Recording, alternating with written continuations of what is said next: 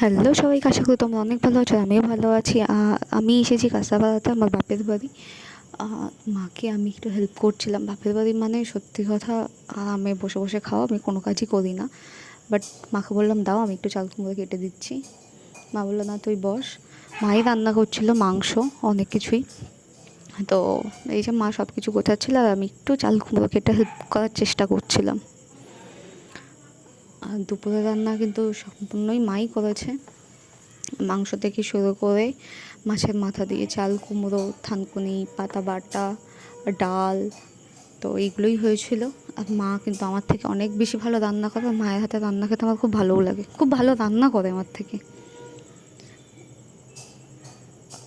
আর আজ অনেক দিন পর মার হাতে কষা মাংস খেলাম, যেটা আমার আরও বেশি ভালো লাগে।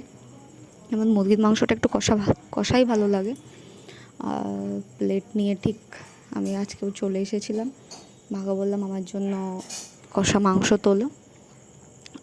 তো বিয়ের আগে মামার জন্য তুলেই রাখতো, এখন আর খাওয়া হয় না। এই যে দেখো, আমি প্লেট পেতেছি, এই আমার আগের প্লেট। এই প্লেটে আমিই খাই। আগে বিয়ের আগে খেতাম, এখনও এটাতেই বাড়ি আসলে খাওয়া হয়। মা আমার জন্য আলাদা করে প্লেটটা তুলে রেখেছে। মা বলছে এই দিয়ে ওই দিয়ে, বলছি না বেশি দিও না, একটু কমই দাও। আজকের ভিডিওটা ভালো লাগলে লাইক করে দিও।